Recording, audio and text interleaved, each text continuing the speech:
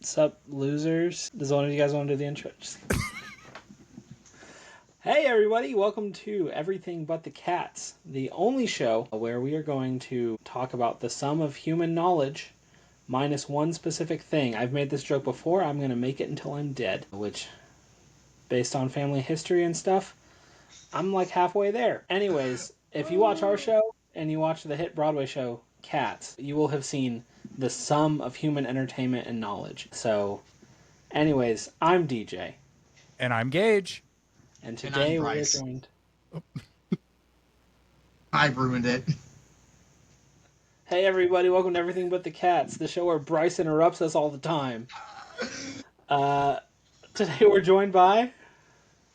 Bryce. Bryce, and That's all me. of that is going to be in there. That's him. No, I can't. Bryce, how do we know you, Bryce? We went to college together, so we all went to Ozark. Man, it's been like... Gosh, I was thinking about this the other day. I think it's been almost 10 years. Over 10 years since we met. Yeah. Yeah, isn't that crazy? Like, that's actually nuts. Yeah. So anyway, yeah, no, I mean, we've known each other for a hot minute now. I'll say it's been a bit, Deej, since I've gotten to talk with you. I say me and Gage, we're yapping 24/7, sending memes back and forth all the time. So I was going to say, it's really good to see you, man. Yeah, you too. You too. It really is. I feel like I saw you at my wedding, and then you were just gone forever. Yeah, that's pretty much how it goes, bro. Unfortunately, I was trying to think when was that? What year was that? Gosh, I'm trying to like. 2019. Yeah, no, that's about right because you got married and then I left and went back to Ohio in 2020. So well, and then there was COVID, so Yeah. we definitely didn't see each other until I left. So yeah, that's pretty accurate. Yeah, sad I haven't seen you, but it is good to see you, dude. Yeah, we'll make it happen. Let's go. I love Next that. time I'm in Ohio. Yeah, yeah. When was the last time you were in Ohio? I went to ICOM in Oh, okay. whenever that was, a couple years ago. Yeah, there was one. And did you go to the one in Kentucky? When was that? Last I year, think there was this one in year? Kentucky last year, yeah. Yeah, I didn't get to go, but that's awesome, dude. Gage, you are so quiet today, bro. I was going to let you guys have your little conversation. Yeah, Like, we that's are. good. We are having our conversation. We're just vibing right now. Yeah. We should exclude Gage from... Don't mind my Pedialyte. That's Gage's favorite thing, is being excluded from the joke. That's so sad. Dipping in the Kool-Aid, you know. Oh, bro, don't. that's like war flashbacks. I was about this close to telling a student about that. Like, I'm not kidding you. Literally last Sunday, and then I was like, "Do I tell them about this?" Like, it's one of those moments where you're like, "Do you ruin your youth pastorly like image by telling the children how you legitimately almost like ruined a child's life, or do you just like let that one slide?" I was like, we're gonna let that moment slide for now. They're not deep in enough yet. One of these days they'll get it though. They'll get the lesson. They'll get the story. So I Not want to yet. keep most of this in here, actually. For context, he didn't actually almost ruin someone's life. It was just a joke among a few of us on the floor, namely him and his roommate and one of their room neighbors. And if he did ruin someone's life, it wasn't a kid. He It was a an grown man. adult. Yeah. Yes, a full-grown adult. So You can ruin Don't adults' cancel us. lives. Yeah. no. But I also am a youth minister, so I have to say when I'm talking about the children, I'm like, obviously I can't tell kids about the fact that I literally almost scared a person out of going to college. So I was like, yeah, probably can't do that. Is that true though? Did he come back the next year? No. He left at Dang. some point. Did I bully someone out of going to No. college? No. Am I a bad person? There were My other gosh. circumstances. There were other circumstances behind Good, that. good. That makes me feel a lot better. Holy. Anyways, Yeah, that makes me want to puke a little bit. let's go ahead and veer back on course a little bit. There are a couple things that we're going to talk about today. Bryce is one of our good buddies from college, as you've heard us kind of hint around a little bit, make reference to. And As Bryce explicitly said. no, we have not been very clear about it yet. Inexplicitly. And no, yeah, so Bryce, one of our really good buddies, and we're really glad to have you on. We're going to talk a little bit about something that Bryce has been doing lately that I just think is cool. I found it on social media, had no idea it was him until I asked him point blank. And then we're also going to talk about something that we all have very near and dear to our hearts. Let's go. And that is video games. So without further ado, let's dive in just a little bit. Bryce, you've already talked a little bit about kind of how we know each other and who you are, what you do now. But just who is Bryce? What is Bryce? Why is Bryce? An enigma. No, I am a youth minister right now. I've been doing that for the past 3 years, coming up this next week, which is awesome. So I've beat the statistic, which I think it's like, what is it? I think it's a year and a half or something like that. Yeah. For most youth ministers now at a single given church, which is honestly pathetic. But anyway, do better. But anyway, almost 3 years, which is awesome. So it's been really good. It's been an awesome experience. And on top of that, during that time, about a year ago, I started nerding out about like 3D printing, which is I think is what you're alluding to, as you can see from all my cool things behind me.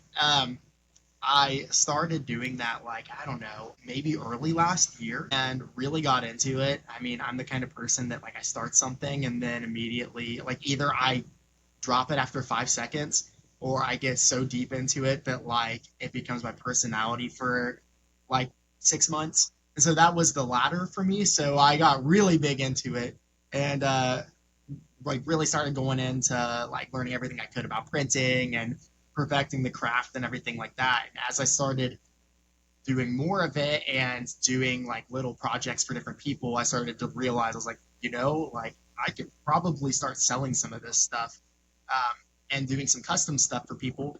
And so that's what I did. So me and my wife kind of looked into it a little bit and made a little like grassroots company and started going to shows, like art shows and selling stuff, and we made our own little website and everything, and it's been going pretty good so far. We've really been enjoying it, and it's really cool to see other people enjoy the same stuff that I do and like enjoy the quality of the products and all of that. So it's just really neat. It's a really cool thing.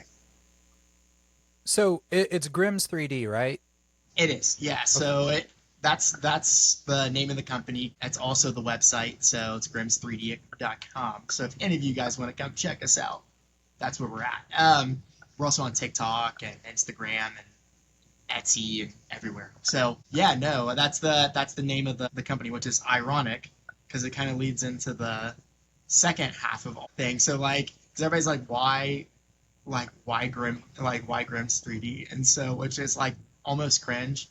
But my gamer tag has been the Grim Reaper for like such a long time because it sounds like the Grim Reaper. And so anyway, that's been the Grim Reaper? That's been my gamer tag for like, I don't know, years now. And so I was like, that's so metal. Like that's going to be the name of the company too. So that's how it ended up being what it is. So video games, dude, that's how we got there. It all ties together. So what, in terms of 3D printing, I'm not very in the world. I know that there's a couple different ways, like a couple different types of 3D printers. What type do you use? Yeah, so there's multiple different ways, but for the regular like consumer market, it's normally one of two different ways. So there's your layer by layer printers, and those will take I'm trying to see if I've got any filament around. I do. It'll take this stuff, these spools of filament, and it feeds them into a like really hot extruder, and it literally takes in pretty much think of it like a hot glue gun essentially, but on a very, very, very small level. And it'll take and do, you put in whatever the file is, or you create your own file, and then it slices it down to literal layers. And then it'll follow a path that it generates, and it'll make whatever that object is as fine as your printer can make it, or however fine you want it to be. So that's the first kind. The second kind would be like resin printing, and so those ones it's pretty cool. They use lasers. So they take, and it's also layer by layer, but how it works is normally it'll be an upside down like plate, and it dips into this resin. And then a laser will take, and this resin hardens whenever this laser touches it. And so it'll do it layer by layer by hardening this resin, this liquid resin. And those ones come out way cleaner. So those prints will come out like as high quality as like 16K resolution. Like, so they come out like literally almost duplicates of whatever it's supposed to be. But there's downsides to that as well. Multicolor's not really a thing. And on top of that too, there's like toxic fumes and stuff like that. So you have to have a fumigator and all of that. And it's really messy. So I do the latter, or the previous option. So I do layer by layer, which there are some filaments and stuff that are also toxic as well, but the majority of them aren't, that you're going to use for everyday stuff. So, but yeah, so there's a couple different ways. And then there's like industrial stuff where they use like silicon powder and everything. And that's crazy. That's like $50,000 printers, maybe more. Like, they're huge. They're really cool. They can do like car parts and stuff. So it's really neat. Really cool concept. Yeah. So what, in the time that you've been doing it, I don't want to spend too much of our time on this, Sure. but in the time that you've been doing it, what has been probably the coolest thing that you've been able to make, in your opinion? Yeah, no. So I've made a couple of really cool things, but I think my favorite of all the things that I've made so far, and I wish I had a different one, but I don't have one for myself because it literally costs like almost $300 to make every time.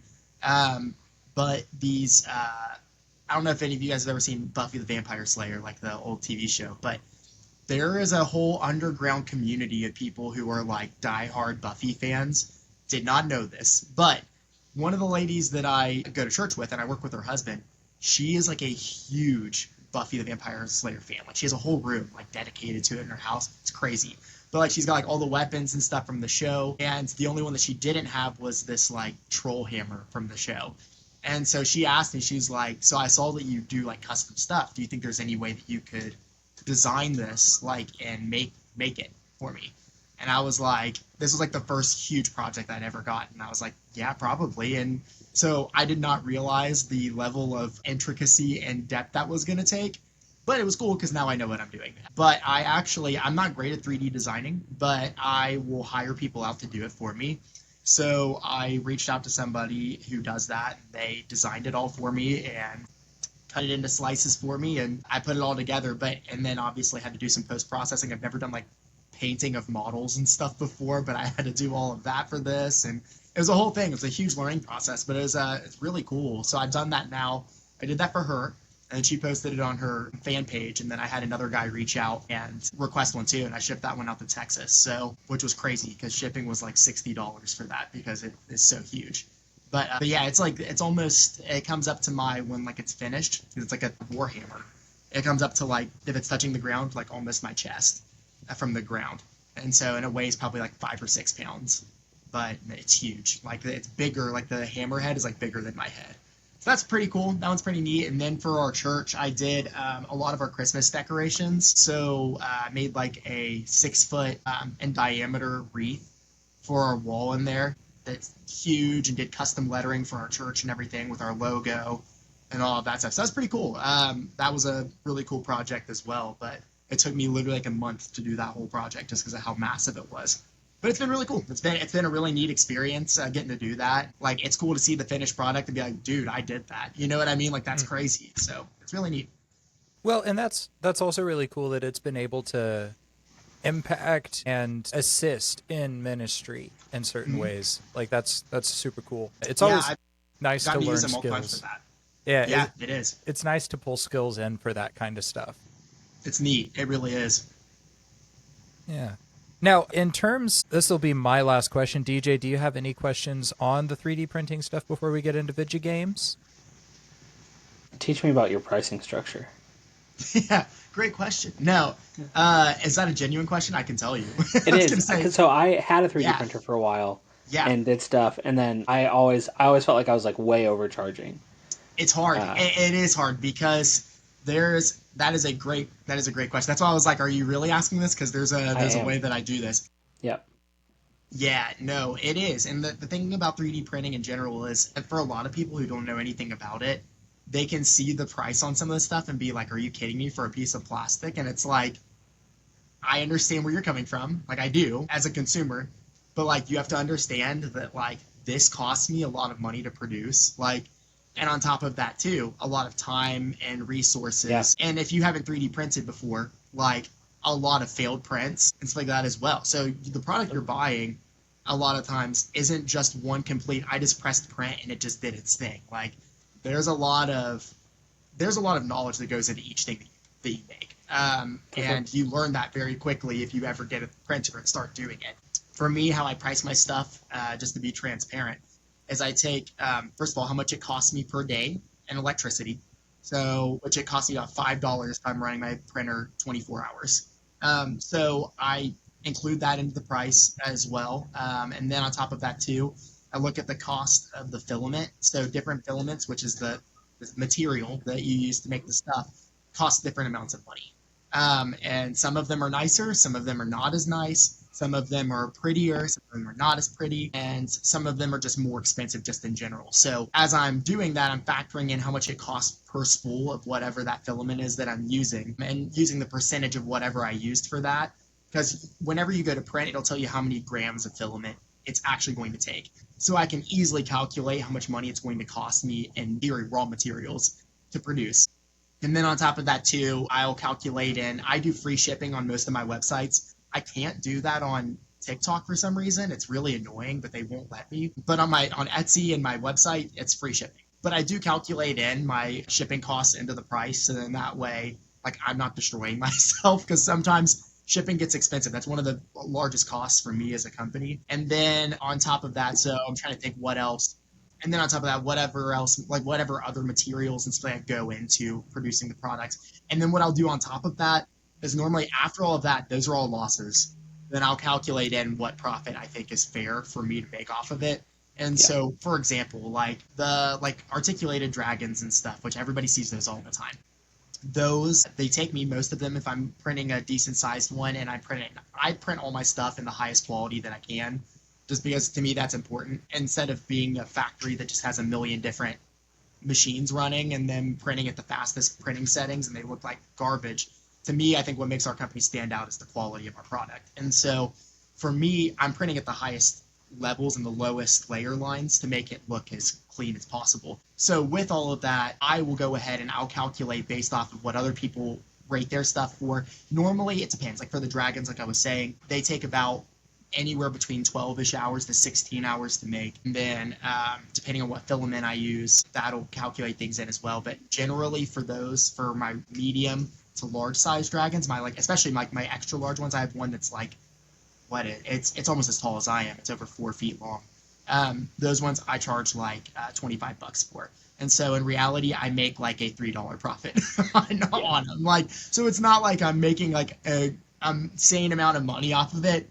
But I mean, where we make a lot of our money is when I'm not shipping the items, so it shows. So whenever we go to shows, I make significantly more profit just because I'm not having that extra price that I have to pay to ship stuff. Yeah, so, that makes sense. That makes sense.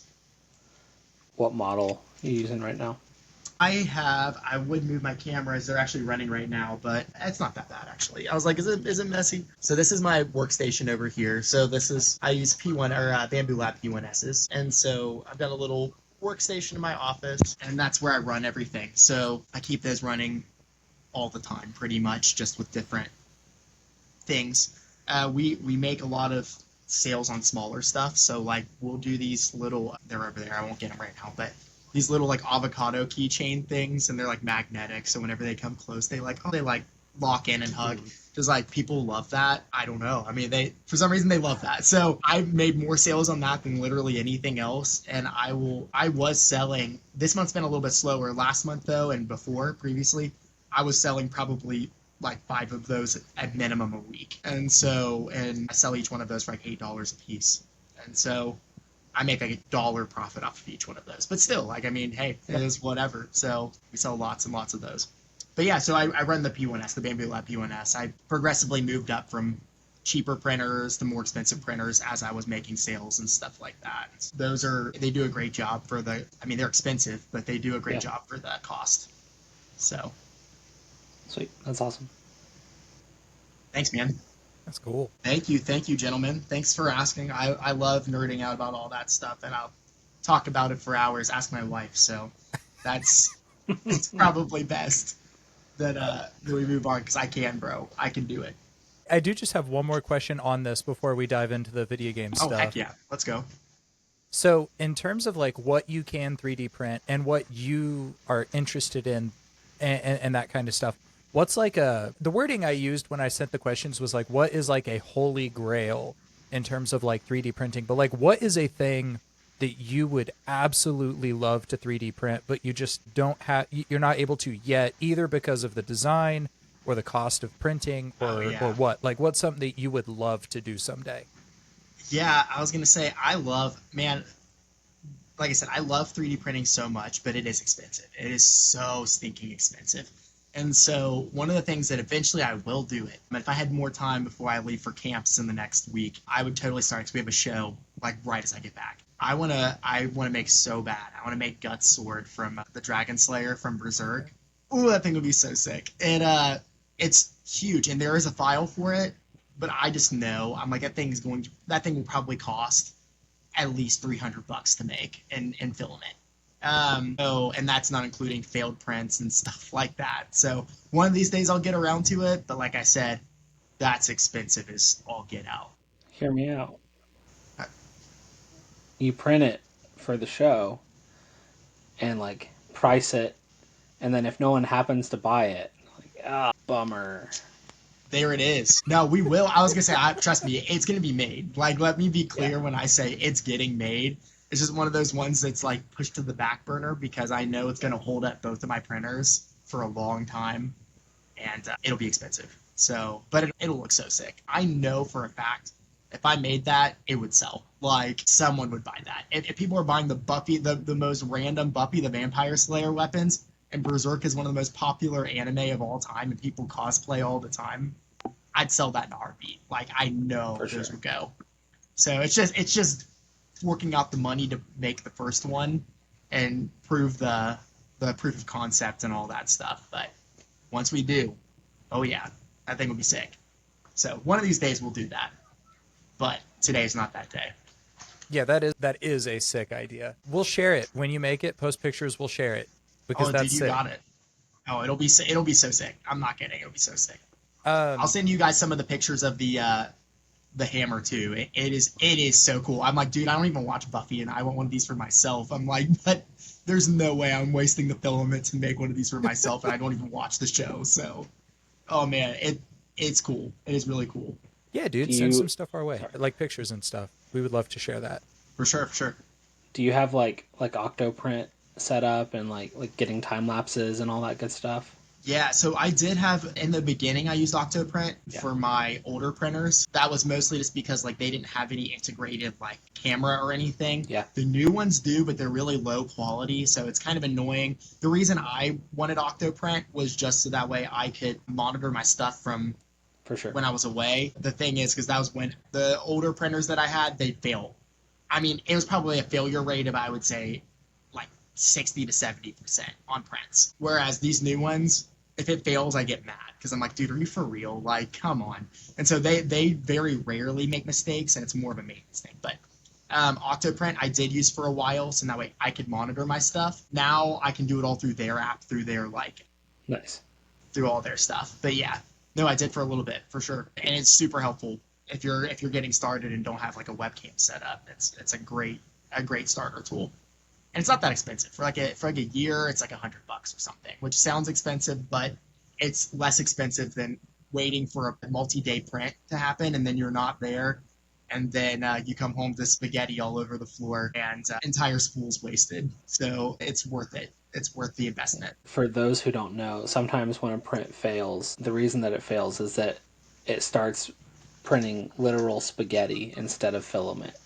Yeah, it'll miss it, or like if it knocks it off the plate like as it's printing, because sometimes those plates are meant to hold the print in place, like they're very fine like material. But if it gets knocked off, which it does sometimes, then it'll just keep printing in the air unless you have like a really sophisticated printer that catches those kinds of errors and stops itself. So The sauce gets everywhere. yeah, it sure does. It sure does, and it's annoying as crap too. Yeah. Like, oh, I'm so excited to come home to this print that I've been waiting on for multiple days. And you walk into the tragedy of just like spaghetti all over your floor, and it's like, well, that sucks. That Time to start again. Mamma I feel, mia. Mamma mia. Gotta I feel get like me some spaghetti. the first time it happened, I was like, I've made it. Like I've arrived. I'm really here now. I'm a real And the 3D second printer. time, exactly. The second time it happened, I was like, this sucks. Yeah, it does. And then the thing is 90% of 3D printing is learning how to troubleshoot your machine, bro. I Oh, am for sure. not kidding, dude. It sucks. And having to sit there, and especially if you, for me, my machines run perfectly unless I have a show that's coming up like the next week. And then it's like I literally will be up until like 2 a.m. multiple days that week, having to do the most random maintenance on my machines that I've never had to do before, like for no reason. It's just they're wonderful when they work and they're cursed when they don't. So Yeah. that's just how it goes. Well, I learned a lot. That's really cool, man. And it's Thanks, exciting to hear, like, because when we first talked about it a little bit, like, I realized it was more than I thought it was, like, as far as, like, how deep it goes and how much you have to learn to go into it. But it's just cool to learn just how much does go into it. Like, that's so cool. Yeah, it's really not. That's another thing too. Is like I'm making it sound way harder than what it is. Let me be clear when I say, like, if you're interested in that, like, there are so many entry level printers, despite that really aren't that expensive. And it's a cool hobby. Like, it is really a cool hobby. I would say this, unless you're really dedicated, don't go into it to make money. Let me be very clear, because it took like at least a year to get to a place where I'm like, wow, this is even somewhat profitable. Like, and it's really barely profitable. Like, it's fun, like, and I enjoy it, and that's why I do it. And so, and this is just a cool opportunity for me to be able to do it and fund itself, if that makes sense. So, like, I make a little bit of money, and it helps us out a little bit, but for the majority of it, a lot of those costs do go back into the printing and into the printers and stuff. And eventually, the hope is that we'll make a lot more, and eventually we'll be able to, make it a full-fledged, super profitable business. But for now, I would recommend, if you're interested in doing that stuff, like I said, get a cheap printer and start out and see if it's for you, because it's not for everyone. Like, it really isn't. And unless you're a patient kind of person, like, you will probably get pretty frustrated pretty quick. But if you are patient and you like computer stuff and you're a big nerd like me, it's a lot of fun. So definitely try it out if that's something you think that you'd be interested in. Let's go ahead and dive on into video games then. Let's go, baby. So I sent a handful of questions. I didn't know if we would do any, all, or whatever of them. But just to kind of get a taste of what we're into, I say let's each just real quick go around and say 3 of our favorite video games. It doesn't have to be your 3 top favorite of all time, but like 3 of the ones that, like, when you think of what's a good game that I've played, these are the 3 you think of. I can start if you guys want to think on it for a second. God of War 2018, just a fantastic game. Story's good. The bosses got a little bit repetitive, but there's a lot of nuance to that game. But the story made it worth it anyways. Like, the game was just, it was a great comeback of a series. So God of War 2018. I haven't played Ragnarok yet, so I can't put that in here. It might be better. I don't know. I haven't played it. It's good. It's very similar. Like, very similar gameplay, but very good story. Like, but very similar game. Gotcha. The God of War. Spider-Man 2018 was also just what a good year. Like, it's pretty near a perfect game. Like, it was is. just so much fun just to swing around the city. That's not even including the combat, the story. Everything was so compelling. It's one of the few games that I've gotten a platinum trophy on ever. It wasn't because I'm good at video games. It was because I just enjoyed it that much that I just kept playing it until I got it. And so that's a game that is just very near and dear to my heart. The other one, okay, I know they recently remade it, or they made a continuation of the series, but Dragon Ball Z Budokai Tenkaichi 3 on the Wii was one of my absolute favorite games in, like, middle school. That was just such a fun game. That's got to be a sin. It was great on the PS2 too. Okay, it was great on the PlayStation 2. That's fair. But I didn't have a PlayStation 2. I had a Wii, and so everything I played until high school was on the Wii. Call of Duty Modern Warfare, played it on the Wii. They had that on the Wii. Yeah. No way. I knew they had World of War. I didn't know they had that on the Wii. That is insanity. Oh Oh yeah. my gosh. But yeah, I'd say those three. Those three: Budokai Tenkaichi 3, Spider-Man, and God of War 2018. Those are just three of my favorite games of all time.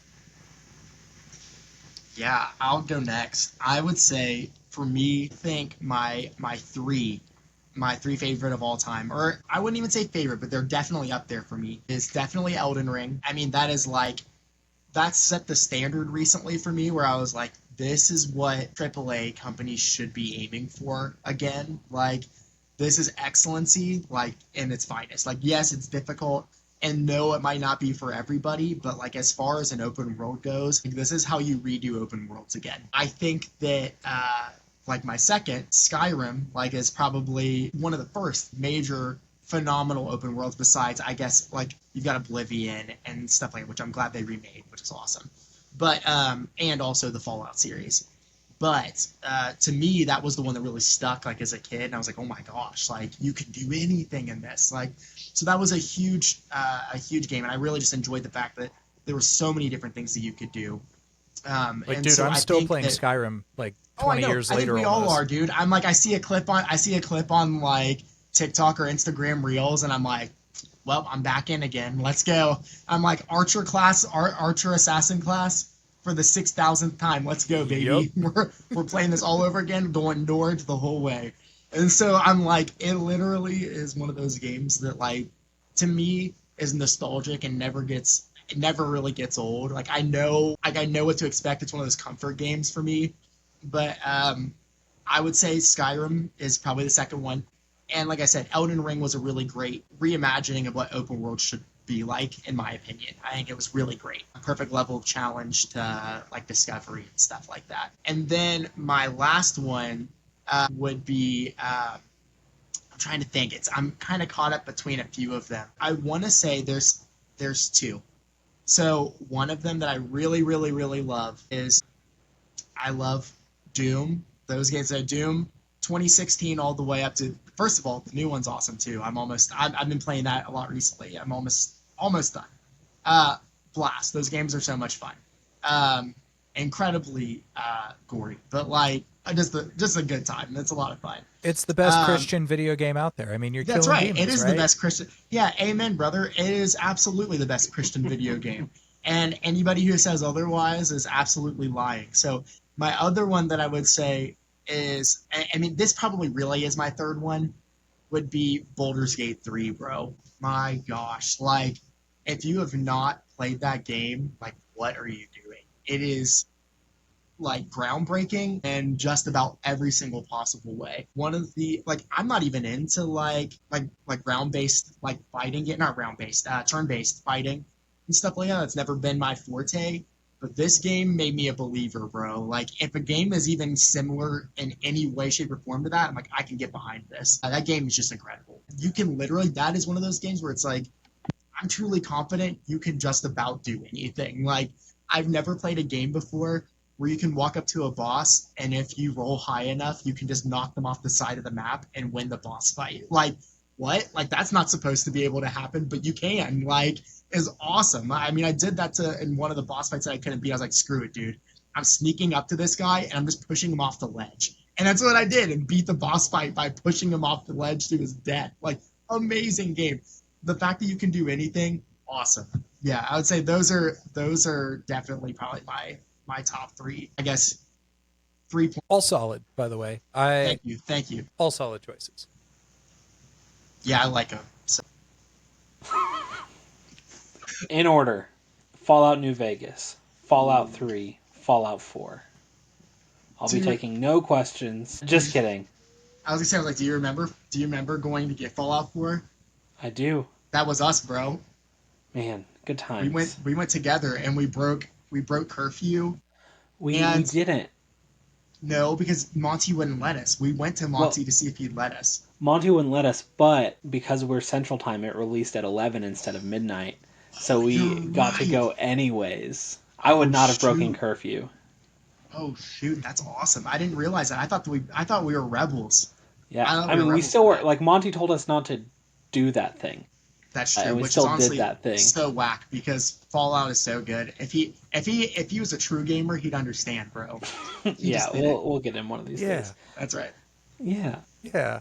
that's good, Gage. No, we'll let them kind of all coalesce into number one. Fallout 4 is fine, but New Vegas and 3 are where the series was at its stride. And then Far Cry 3, I've talked about it before. One of the best video games of all time. Yeah, just no notes. Wonderful game. Loved it. Love it still. Great game. And then I had a third one. It's tricky. I feel like I So lately I've been playing Clair Obscur Expedition 33. Actually, my free month of Game Pass ended today, so I'm So not sad. playing it anymore. Yeah. But if anyone wants to get on the Patreon, let us know. We don't have a Patreon. Just Venmo me. I was gonna say if anyone wants to Venmo DJ, let us know. Yeah, let us He know. has to finish the campaign. Yeah. No, but it's been a lot of fun. It feels tricky because it's so new.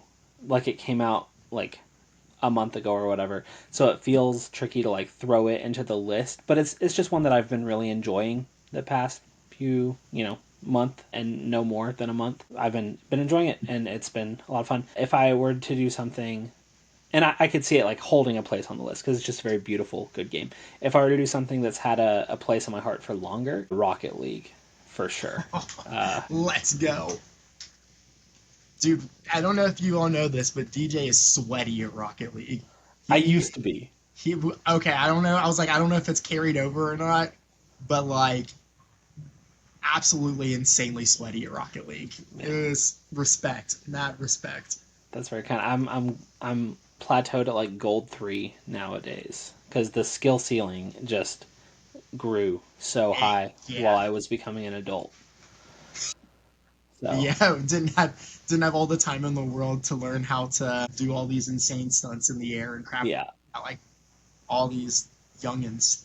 yeah, kids these days. Hopefully Isaiah will pick up the controller and follow Let's go. in my ways. In the footsteps, bro. It's like how like music evolves over time. Like Sleep Token could in an afternoon they could write Dear Jude in an afternoon. The Beatles could not fathom a single track off of Sleep Token's newest album. I don't know Sleep Token, but that's still funny. They might puke out blood, to be honest. Have you seen it? There's it's funny you say that. There's literally like a video that like I saw recently, like a meme or whatever on TikTok, and it's like what everybody's parents thought the Beatles were like back in the. It's literally like just them on stage, like with smiles on their face, like all singing into one microphone, but it's like death metal, like vocals. So, And I'm like, it's so funny. the Beatles have a song that is actually like really hard rock for what you would consider them sounding like, called Helter Skelter. And like it holds up as like a rock song. Yeah. But anyways, when I originally make that joke, I chose Sleep Token because Bryce, I know you know Sleep Token. When I no. originally made that joke, I said Slaughter to Prevail in an afternoon could write Hey Jude. But the Beatles couldn't even fathom the first 30 seconds of A Russian Grizzly in America. I can't even fathom that, and I've never even heard the song, so I feel that.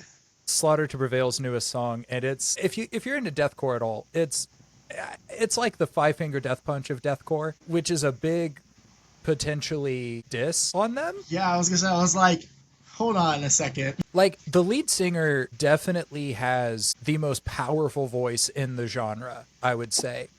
Like he's famous for they're all Russian. He's famous for screaming from stage so loud that people at the back of the crowd can hear him when he's not mic'd up. Like that's what he's famous bonkers. for. Yeah, that's like bonkers. The dude is insane. He is a pure muscle, and like he just like he posts videos of him like wrestling with trained grizzly bears and stuff. And he does bare knuckle boxing for fun on the side. So like your everyday Russian person. Yeah, he's just your average Russian. But the band itself is like kind of the generic dad rock of deathcore, kinda. Like they're really fast. I hear what you're saying, But that's hilarious to call death metal like dad rock.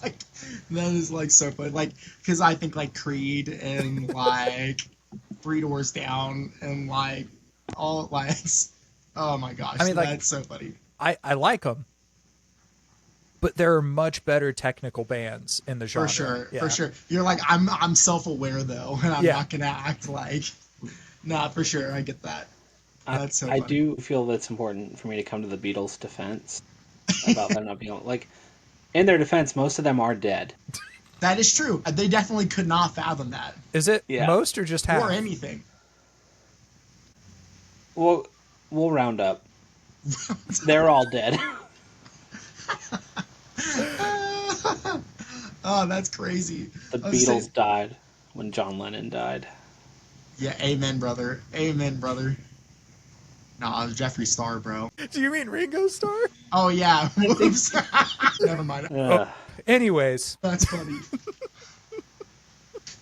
Oh, that's crazy. oh my gosh. I Okay, just accidentally made the funniest joke. that was so good. Anyways, next question. This is also not a question that was on the list, but this is one that I came up with while we were there because I saw your Berserk manga behind you. Let's go. What? And I know that like video game adaptations are hit and miss, but like what is a property out there that you would love to see a video game made for? Like a AAA video game. Yeah, yeah. Are you talking? So you said like a manga? Like, Anything like a manga, a TV show, a movie that doesn't have a big AAA video game yet that you Yeah. think would just be very fun to have a video game set in that. Full Metal Alchemist, Oh yeah. bro. That would actually like almost without hesitation. Like as I was thinking, I was like, what ones would be good? And I'm like, yeah, no, Full Metal Alchemist would be so sick. Cause like I think of like all the summoning circles and stuff like that. Ooh, that'd be so cool. That'd be so sick. It'd be a pretty easy one because there's already like games that incorporate like that type of like magic and stuff like that. Ooh, that'd be so sick, and it would look good too. Yeah, I would say like Full Metal Alchemist Brotherhood, for sure. That's Let's a good go. one. There's already Dragon Ball Z, like you were saying. There's already Naruto, which you know I'm from the other podcast, a deep fan of Naruto. But like, yeah, I'll say FMA has not gotten enough love. I feel like in the manga and anime world. Berserk would be sick, but I really don't know. I mean, there already is Berserk, bro. It's called freaking From Software. That's like all of those games. Also, Berserk does have a video game. Does it really? Yeah, Garrett played it back when we were in college, and he thought it was pretty good. He Really? didn't say That's it was surprising. like amazing or anything, but he said it was a pretty fun game.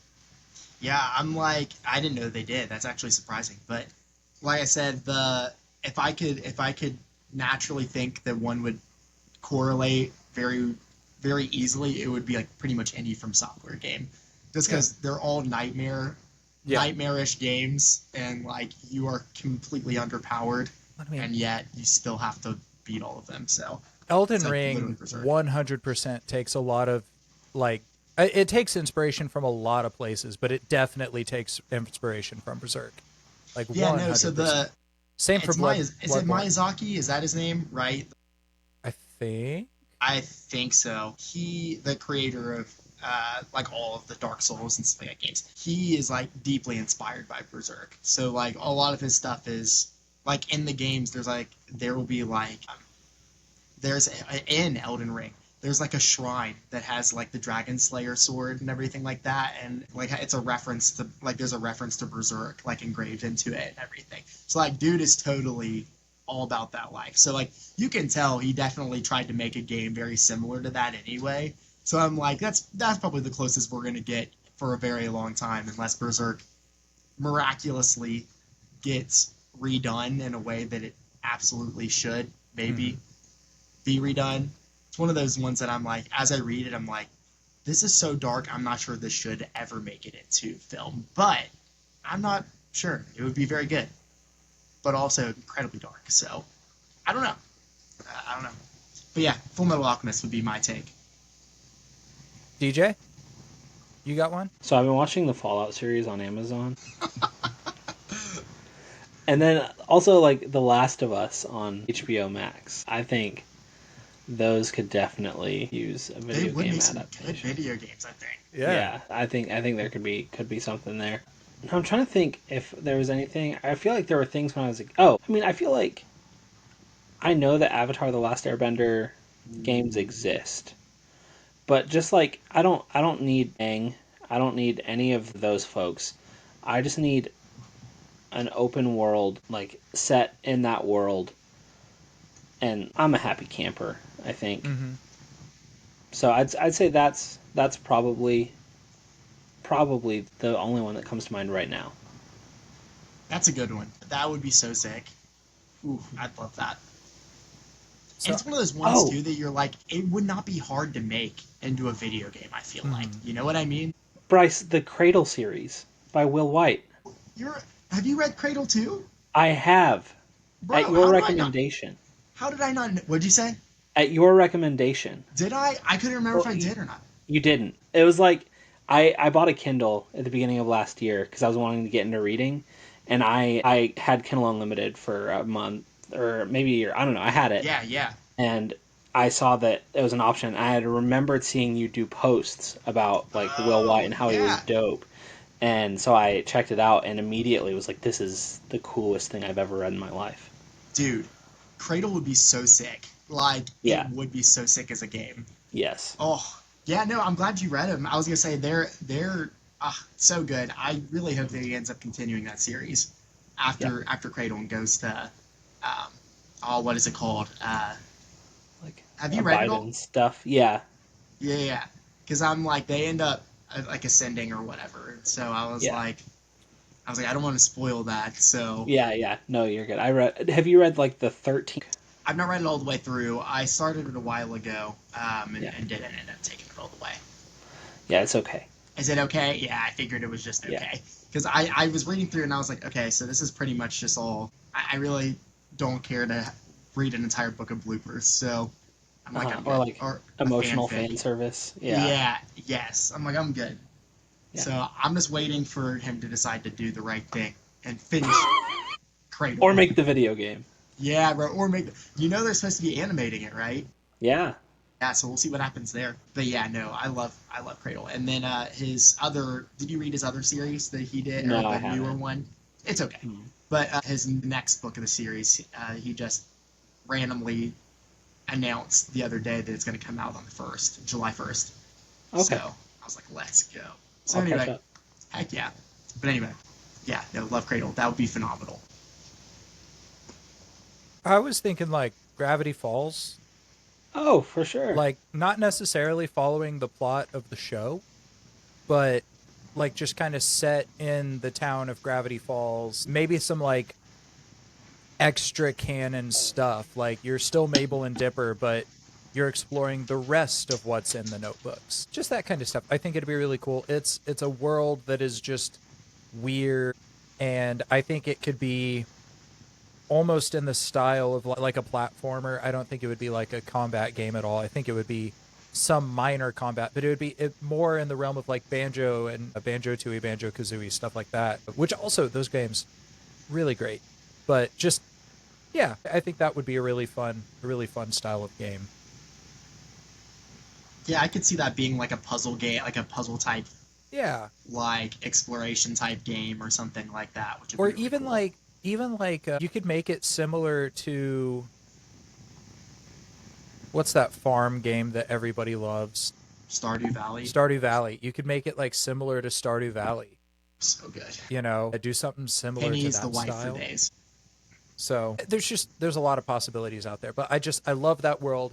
I would love to play a game in that world. And I know that you can do like D&D stuff similar to that, but I would like a video game like that.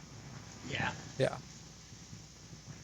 But yeah. D&D is that's a good point. There are plenty of good games that it's like people are like, yeah, but you could do that in D&D. It's like true, but I also like to be able to visually see it happening. Like there's something different about. I mean, D&D's great, like, but it is different. You know, it just is. There is a movie that came out a few years ago called Dungeons and Dragons: Honor Among Thieves. It'd be great if they could make a video game based on that. Or even Yeah, just they, like a board game. Yeah, honestly, that'd be really good. Yeah, no, they did. It's called Baldur's Gate 3, bro, and it's so freaking good. Not to be I'm not confused kidding, with though. It's Baldur's amazing. Gates 1 and 2. Yeah, no, I didn't play those two, but I played 3, and it's really good. But I heard 1 and 2 were good, too, because Ben Allen, I don't know if you remember him, he was saying, Fallon. he forever goes telling me how good he thought those games were. But, ooh, man, Baldur's Gate 3, he could have never predicted. He could have never predicted how good Yeah. it is. Okay. We're at an hour. Let's move along. I want to get just a couple more in. My macaroni and cheese is done. Oh. So let's say you can take a main character from a game and put them in another game. What do you think would be a very fun or the most fun version of doing that? I'm trying to think. I'll say there are definitely some good ones that I would do. Do you remember Prototype? Oh yeah, Bro, Alex I would Mercer. do. Yeah, bro, I would do like Prototype, but in the Doom universe. Could you imagine how iconic that would be? My gosh, bro. That would be a lot of fun. That would be insane. That'd be absolutely insane. I would probably put Kratos in Animal Crossing. I think he'd enjoy That's where it. he belongs, bro. Like, That's I think where he he'd belongs. enjoy that. In reality, I think that's all he wants. Like, I think feel it like is. That's it.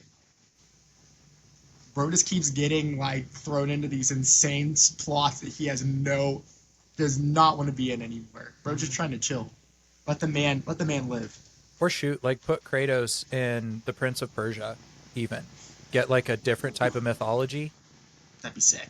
That would be pretty fun. Really just put him in most games. Put him in Call of Duty for all I care. Like, not as a skin, Yeah, but I as said a they probably playable already did. character. That's Fortnite. Yeah. And then he ends up grittying on your dead body after he shoots you, bro. I hopped on Fortnite. This is a side note. I hopped on Fortnite for like the first time and probably since like college the other day because all of my like middle school kids are obsessed with it. And I was like, you know what? Maybe I'll get on for their sake, like so I can like have conversation and stuff.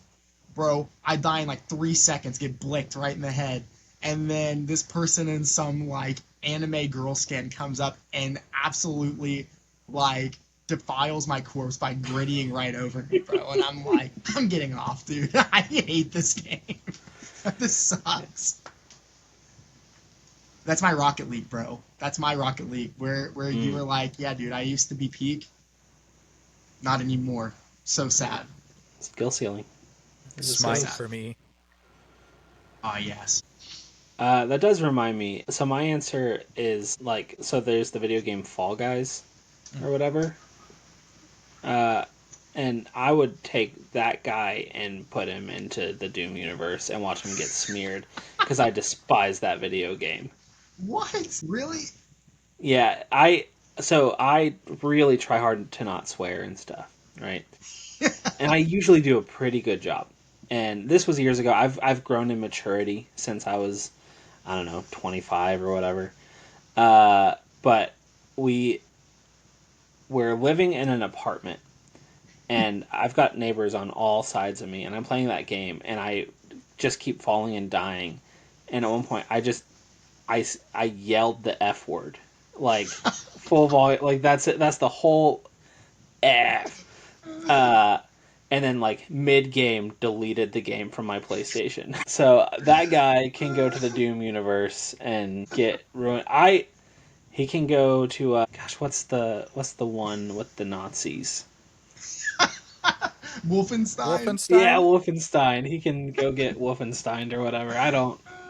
Get Wolfenstein, bro. That's gonna be on a t-shirt. Dude, just put him in Dark Souls. Any of them. I don't care where he goes. Madden gets smeared. Like I don't care where he goes as long as it's not on my PlayStation. FIFA, 5 players have gotten red cards tackling him now. Yeah, like his ankles are gone. They always were. He's useless. If there's any game that makes me want to rage, it's Rocket League. And it's like, I'm not bad at Rocket League. Like, I'm really not. But it's like the moment when you're playing with a teammate that literally like has dookie brain and is making the most goofy decisions, and you're like, I'm gonna lose my mind because like we totally should have scored on this, and you literally like ran into me last minute right before I'm about to like hit it right. Oh man, there is nothing in this world that gets me as fired up as that, dude. It's crazy. Like I play Call of Duty. I'll play COD all day long. I'll get sniped from like the most ridiculous spot and be like, ah, well, it's what it is. Like Rocket League though, no way, bro. Oh, that makes me so angry. You have merely adopted the game chat lobbies. I was Dude, born in Halo 3, it's molded it's by it. it's So, Bryce, this is my most intense video game memory of you. oh no. It was Oh when no.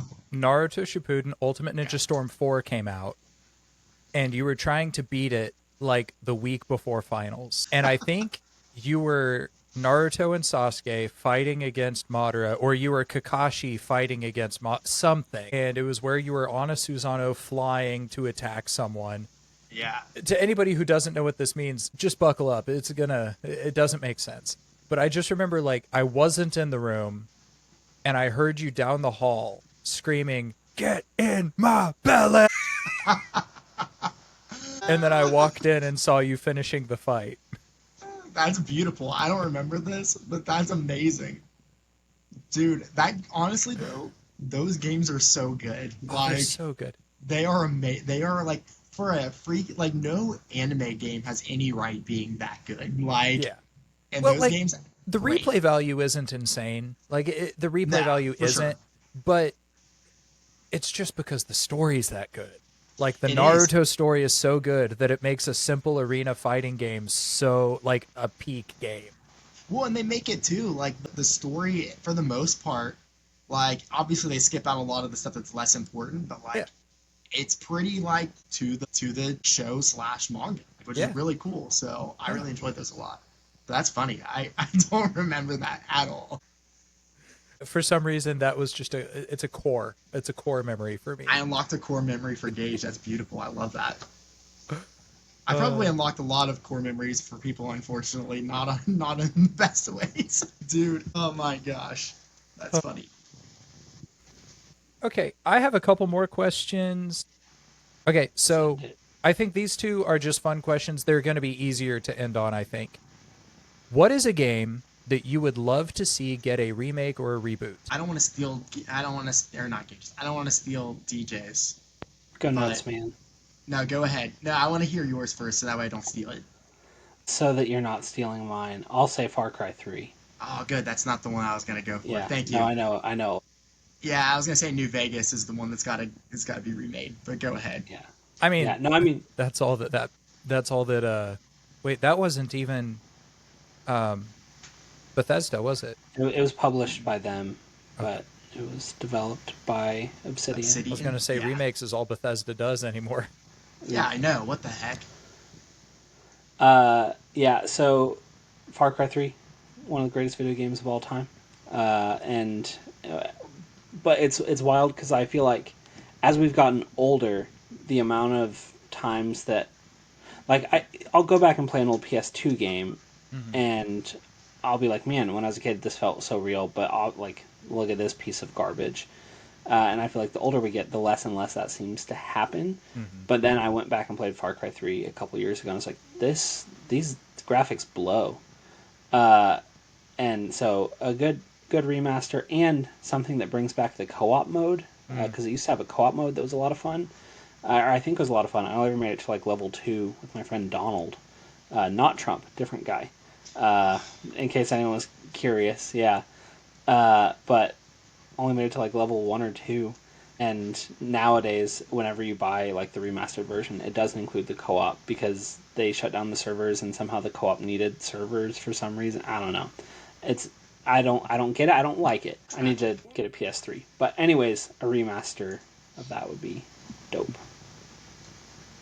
Yeah, I never played those. I'll say I never played those games. I need to though. I got the newest one for like dirt cheap, not long ago. I can't remember where, but like I haven't touched them. I need to play them. But I've heard good things. Especially about 3. That's like the most iconic of like all of them, I feel like. But Peak. yeah, I believe you. Yeah, no, stealing DJs It's absolutely Fallout New Vegas for sure. Like that was the first one that came to mind as I'm like, if there's any game that I immediately would love to see a remake that I would play the crap out of immediately and probably cry because of how beautiful it would be in modern graphics, it would 100% be New Vegas. Like that game, you know, talk about core memories, bro. Like I remember, like when I was in, I don't know, like middle school maybe or younger, like playing New Vegas for the first time and being like blown away. Probably literally too on the game, but like IRL, like holy crap, this is awesome. Yeah. I remember like going over to my cousins and watching him get the I can't remember what the gun's called, the one that like shoots down the laser beam from the sky. Like you only get like so many shots from it. But I don't know if anyway, I ever did that. Yeah. oh yeah, it's like a secret weapon, and it like Nice. it locks onto a target from the sky and shoots a laser beam and like obliterates whatever it is. Anyway, awesome, so good, such a good game. But anyway, I'd love to see that one and Bloodborne would be the other one that I would say. For obvious, I don't even need to Yeah. say anything more for obvious reasons. If you know, It'd be you so know. good. So if you asked me this like a year ago, I would have said the Budokai Tenkaichi games, but they did get a reboot, and I still haven't gotten it, so that's on me.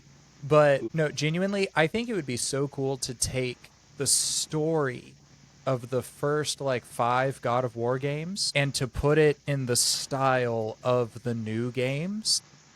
Dude. I think that would be really cool because the stories there were, I mean, it's great. It's still a great story. It's always been a great story. It wasn't a great story suddenly because of the 2018 game. So I think that would be a lot of fun. I also would love to see some modern love for like Banjo-Kazooie or something like that. I think it would be so cool to get a modern version of like those kinds of games because those are so much of my childhood. And so maybe, I don't know, I haven't played a platformer in a long time. Maybe I wouldn't enjoy it today. But Conker's Bad Fur Day, for all I care. Like, let's get a remake. Heck yeah, let's go. All Yeah. for it. The follow-up question, and this I guess will be my last before we do our wrapping up. What's a game series that should have ended sooner? Assassin's Creed. That's what I was going to say. Sorry. No, you're good. It's like You're good. I was thinking about that one. That was one of the games I wanted to say like was a peak game, but then they completely ruined the franchise. So, and now this new one, I don't know. I've actually heard decent things about the new one. I've not played it though. But the past ones before this one, after Ezio, garbage. It just got weird. Like, Black Flag was a lot of fun, I will say. That they still did that one. That was like right after Ezio, right? There was 3, which was the American one. Okay, And then yeah, there that was one was Black actually Flag, pretty good I too. think. Yeah, 3 was I pretty lied. fun. Assassin's Creed 3 was good. Which is funny because like a lot of fans of the series really look back negatively on 3, but it's one of the most fun I had playing one of those Same. games. Like, it was just The rope dart, amazing. a Awesome fun weapon. game. Just a fun. Yeah, I would say probably. Ooh, I'm gonna backtrack to that last question. We need a new Infamous game. Oh, yeah, bro, you're right. Infamous was so good. Yeah, Second Sons was okay. It was a little edgy, but Like, it was. it was still It tried to good, be edgy. It was still good really though. good. It was fun. but we need another Cole McGrath game. That's what I we agree. need. Yeah, Heck yeah, or another Agreed. prototype, I guess. Yeah, either of those. dude, I would love a prototype. Ooh, that'd be so good. But yeah, no, the game that's what it'll be for me, the Assassin's Creed, for a game that series that should have ended sooner. Yeah. FIFA had no business releasing anything after 13. They didn't even don't even need to update the people because as far as I'm concerned, Messi is still the greatest in the world actively right now, and Clint Dempsey is still around and all that. So I haven't kept up since then. So they could have stopped. Dude, honestly, that is a great point. Like, the thing about and listen, I don't play sports games. I'm not a huge sports person, but in reality, it's not like the graphics from the past 5 years have really done much. So I'm like, you literally could do just like Fortnite and do like season passes and re-update everything every season, like, and not have to release a whole new game. And honestly, they could kill on microtransactions. They would just have to They keep do. like making a I new know they version do. for each system. So like every new system that comes out, they're like, hey, here's the FIFA for this system. Every season, we're going to give you a big update. Yeah, that would be Yeah. that'd be great. But Or yeah, at least anything makes after sense. 13, because Yeah. it was probably the biggest like shift in a Yeah. FIFA game from 12 to 13. New physics engine and all that. 16 to 17, when they added Frostbite, was a pretty big jump. I don't care about that. Okay. But I'm like, but that's a great point though. There's tons of games like that it's like, really, do we need to at this point? Like, it's a cash grab, is what it is, because I know everybody will. It's just like Call of Duty. I love Call of Duty, but I know that, and they know that no matter what, everybody will buy it anyway. Like, and so they'll just keep making them at the full cost and never just do what they should and make microtransactions. I'm one of those weirdos who still plays Call of Duty for the story because I actually love the story mode of the Call of Duty games. They're almost always fun. And Yeah, I was gonna say they ruined everything though. The last one was good. This Black Ops was actually pretty good. I have not played it yet, but like the World War II ones especially, I always enjoy World War II, like World War II, like first-person shooters. I'm going to change my answer because you already said Assassin's Creed. Skyrim, they should have stopped making it like 15 years ago Yeah, that's fair. and started making its sequel. I can accept a new one for each console. Yeah, I For can each accept that, console. but they had like 3 just for the PS. Yeah. Dude, I know. That is honestly infuriating. Like, and I think it is for every fan of the franchise. It's like, dude, are you freaking kidding? You're exactly right. Like, it has been literally, we are going close to 20 years now, dog, and you've not released a freaking new one. Like, Skyrim has as many releases as the entire Elder Scrolls except for Skyrim. what? Like, that is crazy. Hey, Todd Howard. I know you're listening to this. I want you to take this as a threat. I'm gonna wax your chest. You'll look like me. You'll look like me. Nah, bro. Todd needs that. He needs that wake up call for real because the past few games he's released are dookie for real. Now, Oblivion so far has been pretty sick. I'm not gonna lie. The remaster's It's just been a amazing. reskin of an old game. Nah, Just another it's not a company made reskin. it. Like, it's a ground up, pretty much Yeah. remake. Like, it is. It feels good. Like, for such an old game, like, they did a really good job making it feel modern. Kudos to you guys for once. That's actually, as far as remakes go, a good remake. Like, wow, Yeah. that's good for you guys. Not as many bugs either. Check that out. The better of the last 2 Elder Scrolls games. Well, because I mean, it's fair. like Oblivion just had a much deeper story. Skyrim had a lot more options and like has stood the test of time. Oblivion was just a deeper world, and so I think it deserved a remaster way more than Skyrim does every 2 years. Oh yeah, for sure. Or at least, I don't know, after the first 60 remakes, they could have, I don't know, decided to remake Oblivion 20 freaking years ago. Like, really, dude? Come on. They're like, Hey, we hey got everyone, guess what? We've got a special surprise. Everybody's like, oh, dude, no way. They're like a new Elder Scrolls game. They're like, just kidding. Here's another remake from our previous ones, which you guys have been asking for, but it's definitely not Hammerfall. It's like, okay, thanks, Todd. All right, go back, go away, you jerk. It's like the Pokemon Gen 4 remakes. Anywho, let's go ahead and wind down. That is talking about Grimm's 3D printing. Thank you, Bryce, for go ahead and telling us about that cool stuff that you're up to and for talking with us about video games. It's been fun to nerd out again, Oh, like heck we yeah. used to all the time. Let's go. But there's one more thing that we want to do before we say some of our final words, and that is we're going to talk about what we're into. This is a segment at the end of the show where we talk about something that we've been into lately. It could be a movie, TV show, book, music. It could even be patching up a raft.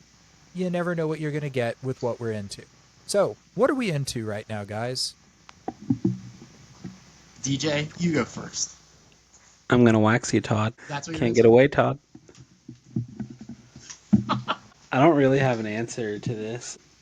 I feel like what I'm into is tricky because I really get like obsessed with stuff. And so it's like, what am I into? Well, I've got a trip to Dallas coming up in a couple days, and I've been going insane looking up like all the things that we were planning to go to. And so that's what I'm into, I guess, is like planning a trip. We're gonna hang out with an old friend. We're gonna hang out with an old friend.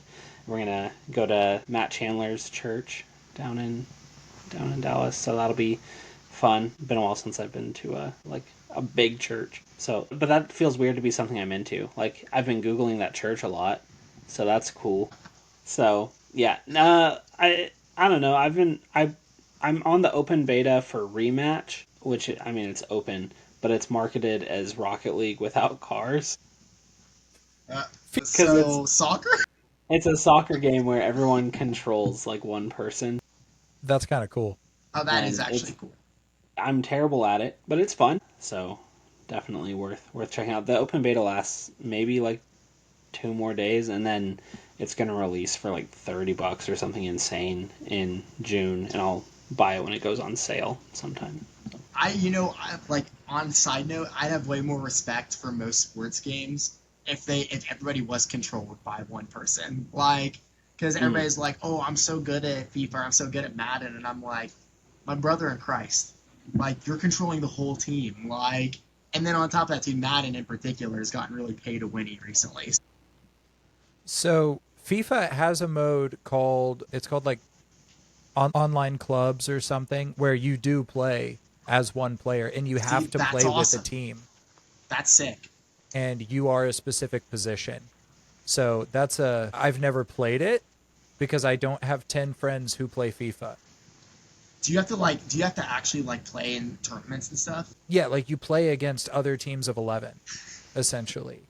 That's like, dude, go touch some grass. You can join a real team IRL. Well, I It's mean like, like Mom, I can't go. I've got a tournament game today where I got to go play with my friends. it's no different than like League of Legends or anything That's like true. that. I mean, that's true. But also, go touch some grass. League No, of Legends. Are you if you kidding me? play That's not League of helping the Legends, allegations, bro. if you play League of Legends, you don't know what grass is, but go find someone touch it. Yeah, dude. Go do it. It's funny. I'm kidding. I used to play League of Legends. I We all know. did, I was I like think. half of every. I'm like I played it for a little while too. I think we all did. DJ didn't.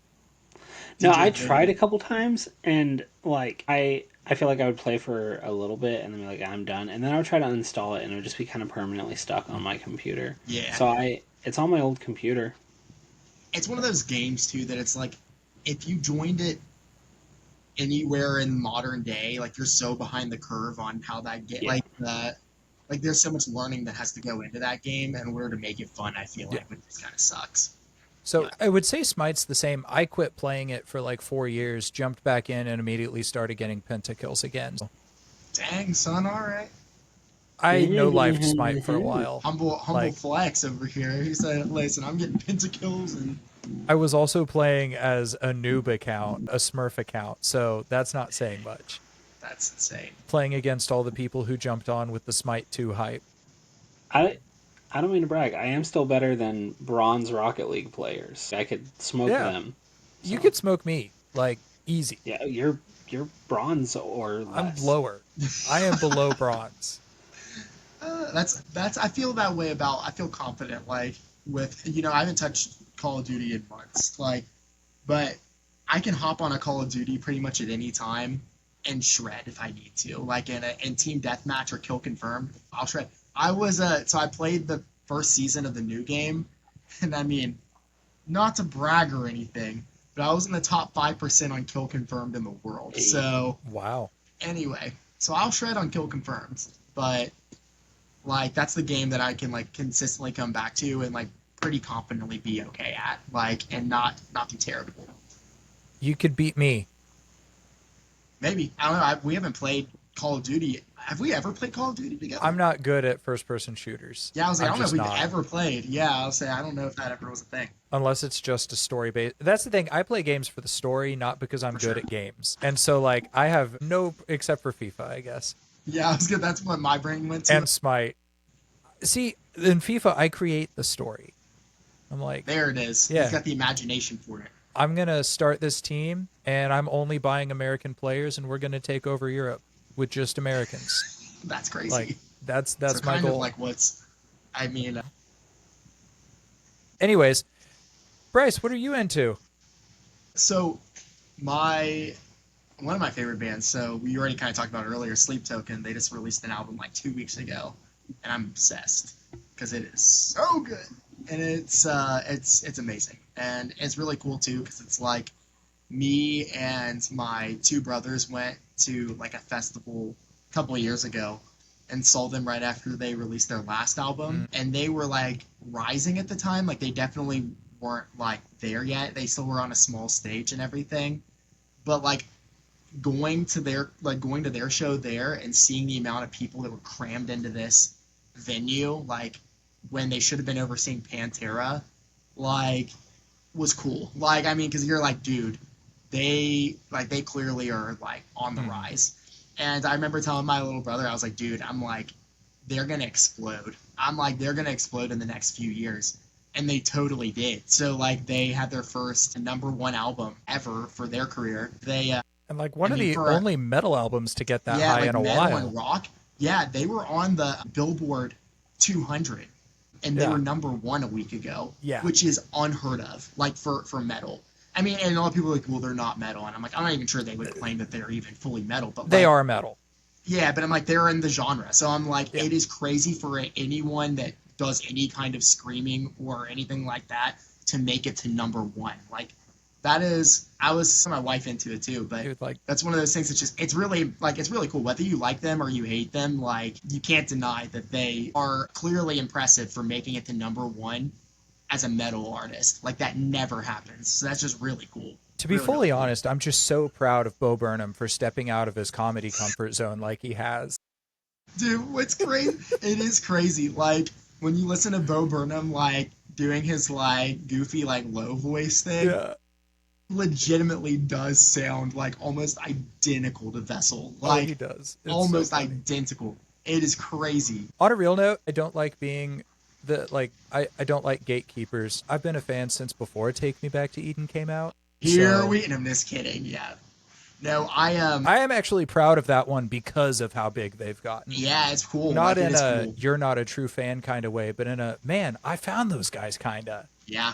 I'll say the way that I found them is actually like hilarious. It was one of my students was like, he knew that I liked like hard rock and metal. And he's like, dude, have you heard of this band called Sleep Token?